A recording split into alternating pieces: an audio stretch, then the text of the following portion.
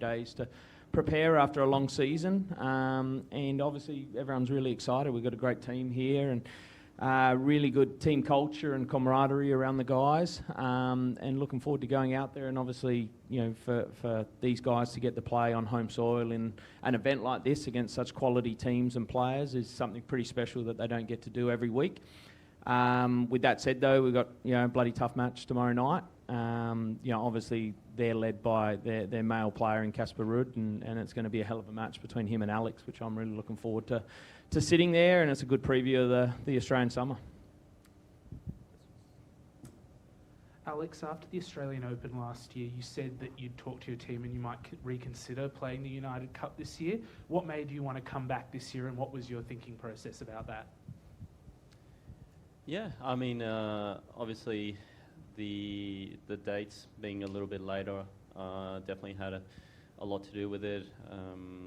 Going from starting, I think, the 27th or 28th last year to the 3rd actually allowed me to spend Christmas with the family for the first time in 7-8 years, so that was a nice feeling. And obviously being able to play here in Sydney, I don't get to do that often enough, and it's always a very special feeling coming back, playing here, and having a team environment, right? Because you don't get too many of those on tour.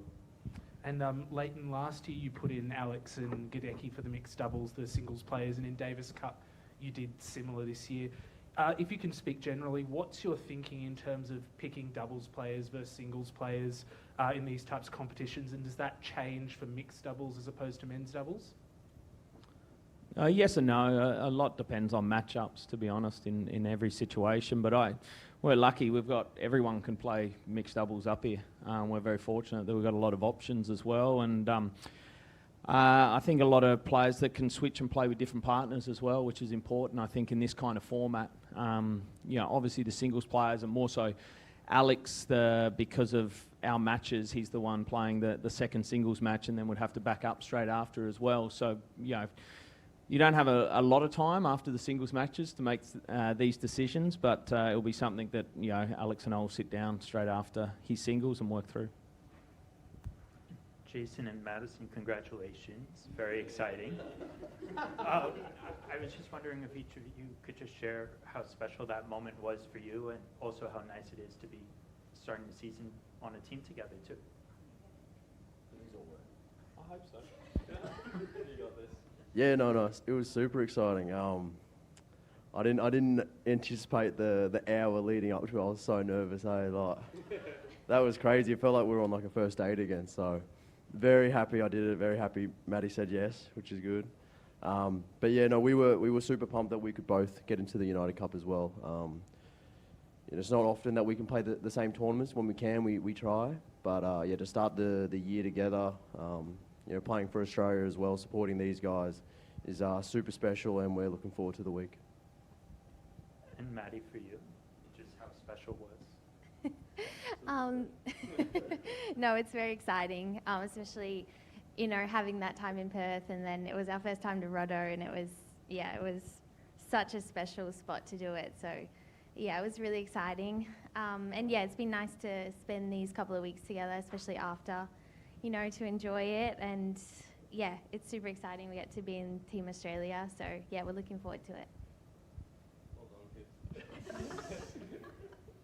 Lleyton, I was just wondering if you've had an opportunity to talk to Maya, see how she's feeling, and if you have any indication of whether she'll be well enough to play tomorrow night, and if not, what your strategy will be for the women's singles. I haven't spoken to her because she's resting, so just trying to get as much sleep and rest as possible today, and hopefully it's only a 24-hour thing, and she can bounce back tomorrow. She hit well yesterday, confidence-wise, I don't think myself or her team are too worried about how she's hitting the ball and moving and playing at the moment. It's we're just trying to give her the best chance of having 100% energy when she goes out there to play. Fingers crossed she gets the chance. If not, then we'll reevaluate. Alex, you've often spoken, glowingly about playing on Ken Rosewall Arena.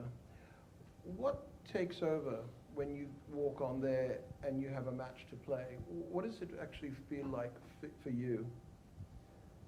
Well, for me specifically, what I'm thinking on as I'm walking out is the countless hours I did on the outside courts on this venue growing up, right? I was at the academy here, I grew up here. I was here whilst the tournament was being played on. I was a hitting partner for the tournament, and all I wanted as a kid was to one day compete on that court. And so it is basically a pinch me moment every time I walk out there. I get goosebumps, and the crowd support is always unbelievable, and yeah, that's what I love about it. JP, you're in a national team, and how exciting is it for you, and your feelings of being part of a Team Australia?